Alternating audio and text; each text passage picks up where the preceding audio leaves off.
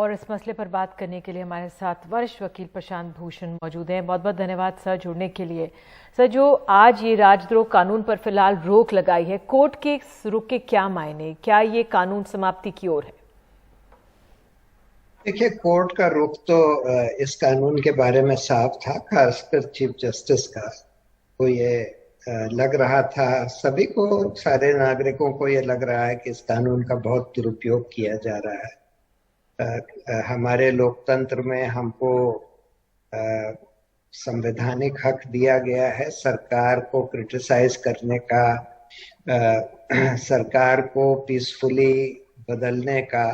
वो सारा हमारा कानूनी अधिकार है।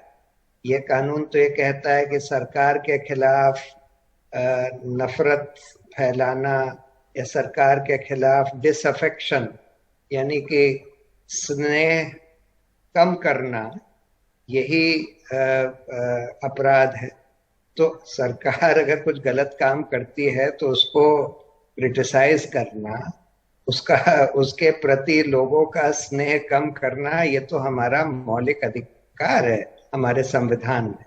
और इसीलिए ये जब कानून पहली बार इसको चुनौती दी गई तो 62 में सुप्रीम कोर्ट का एक फैसला आया जिसमें उन्होंने ये कह दिया कि भाई हम इसको रीड डाउन करते हैं, यानी कि इसका हम ये कह देते हैं कि इस कानून का तब तक इस्तेमाल नहीं किया जाएगा जब तक जो कह रहा है उसमें हिंसा भड़काने का या पब्लिक डिसऑर्डर क्रिएट करने की कोई मंशा साफ ना दिख रही, तब तक उसका इस्तेमाल नहीं हो सकता। लेकिन हम देख रहे हैं कि उसके बाद भी पिछले 60 साल में उसका दुरुपयोग जारी रहा।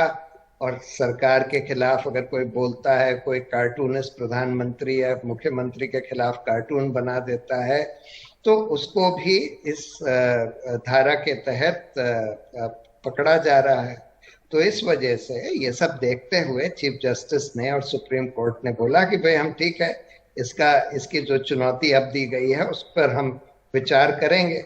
उस पर सरकार ने ये कह दिया, पहले तो ये बोला कि नहीं बिल्कुल ठीक है, इसका जो भी इंटरप्रिटेशन केदारनाथ के जजमेंट में किया गया था उसी के तहत चलना चाहिए। बाद में जब सुप्रीम कोर्ट ने बोला कि नहीं हम इसकी सुनवाई करेंगे, तब उन्होंने बोला कि नहीं हम इस पर पुनर्विचार करेंगे और हो सकता है कानून को हम बदल दें।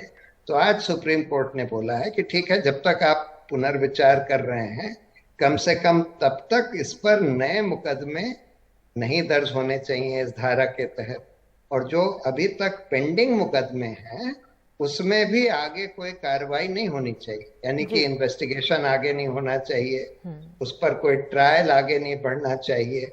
और इसका मतलब ये है कि जो लोग आज बंद हैं इस धारा के तहत, वो लोग अब बेल के लिए अप्लाई कर सकते हैं और उनको छोड़ा जाना चाहिए। लेकिन सुप्रीम कोर्ट ने यह भी बोला है कि अगर कोई और धारा के तहत, कोई और कानून के तहत भी उन लोगों को चार्ज किया गया है तो वो मामला कोर्ट देखे कि उसको आगे चलाने की जरूरत है कि नहीं है। तो बहुत अहम फैसला है। वर्चुअली इस कानून के ऊपर आज रोक लग गया है सुप्रीम कोर्ट के द्वारा। बिल्कुल सर, जिस तरह से आपने सरकार का उल्लेख किया, सरकार कह रही थी हम पुनर्विचार करेंगे, लेकिन आज ही कानून मंत्री ने कहा है, आपने उनका बयान सुना ही होगा, कि सभी संस्थाओं को अपनी लक्ष्मण रेखा में रहना चाहिए। इसके क्या मायने? देखिए, उनका तो तंज सुप्रीम कोर्ट के ऊपर था। साफ साफ वो ये कह रहे थे कि इस तरह का फैसला देना या इस कानून पर इफेक्टिवली रोक लगा देना का मतलब है कि सुप्रीम कोर्ट अपनी लक्ष्मण रेखा को लांघ रहा है। ये कानून मंत्री का मतलब था।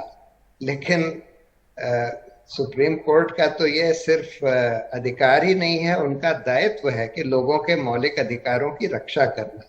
जब उनको ये दिख रहा है कि कोई कानून जो है लोगों के मौलिक अधिकारों का हनन कर रहा है, तो उसको रद्द करना या उस पर रोक लगाना उनका दायित्व है।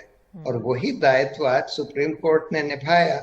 लक्ष्मण रेखा तो सरकार लांघ रही है कि जब सुप्रीम कोर्ट ने कानून इसको डिक्लेयर कर दिया था 62 में ही कि भाई जब तक हिंसा भड़काने या पब्लिक डिसऑर्डर भड़काने की बात नहीं होगी तब तक इस कानून का इस्तेमाल नहीं किया जा सकता।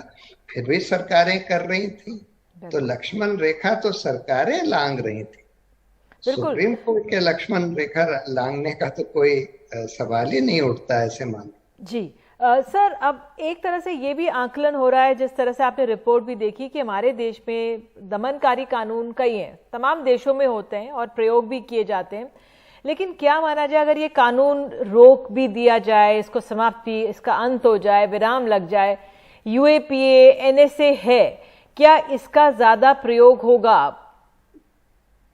जी हाँ, जिस तरह से यूएपीए का दुरुपयोग किया गया है, चाहे भीमा कोरेगांव के केस में, चाहे दिल्ली राइट्स के केस में, चाहे और केसेस में, यानी कि जो लोग बिल्कुल पीसफुली, जैसे उमर खालिद है, वो तो ये कह रहे थे कि भाई हम हिंसा का जवाब हिंसा से नहीं देंगे, हमको उसका जवाब संविधान से देना चाहिए।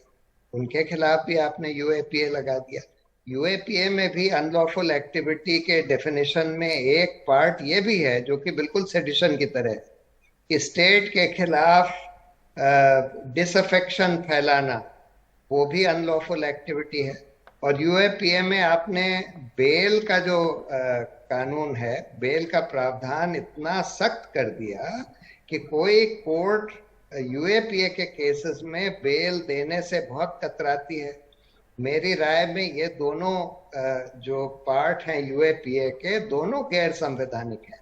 एक तो डेफिनेशन अनलॉफुल एक्टिविटी की, जिसमें उन्होंने सेडिशन की तरह ही डिफाइन कर दिया अनलॉफुल एक्टिविटी को, कि सरकार के या स्टेट के खिलाफ डिसअफेक्शन फैलाना यही अनलॉफुल एक्टिविटी है। और दूसरा बेल का जो प्रोविजन है कि जब तक कोर्ट ये ना तय कर ले कि भाई कोई जना इनोसेंट है, तब तक उसको बेल नहीं दी जाएगी।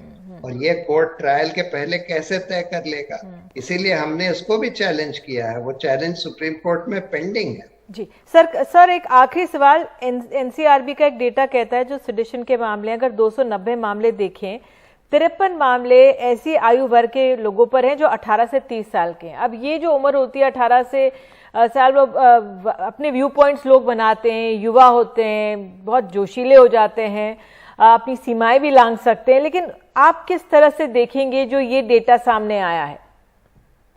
ये डेटा यही दिखा रहा है कि भाई इस देश में जो एक्टिविस्ट हैं वो ज्यादातर यंग होते हैं, जो एक्टिविज्म करते हैं। और अनफॉर्चुनेटली जो बिल्कुल पीसफुल एक्टिविस्ट हैं या जो जर्नलिस्ट भी हैं, सिद्दीक कप्पन के ऊपर लगा दिया, वो तो बेचारा इतने सारे जर्नलिस्ट के खिलाफ लगाया गया। सो हर तरह से इसका दुरुपयोग हो रहा है, और दुरुपयोग खासकर एक्टिविस्ट के खिलाफ हो रहा है। जो एक्टिविस्ट जर्नलिस्ट है या जो सोशल एक्टिविस्ट है या पॉलिटिकल एक्टिविस्ट है, जहां पर भी सरकार को लगता है ये एक्टिविस्ट जो है सरकार के खिलाफ कुछ कर रहा है या कुछ बोल रहा है या कुछ रिपोर्ट कर रहा है, उसके खिलाफ ये सेडिशन का मुकदमा किया जाता है। सर, आप हमारे साथ जुड़े इसके लिए बहुत बहुत शुक्रिया।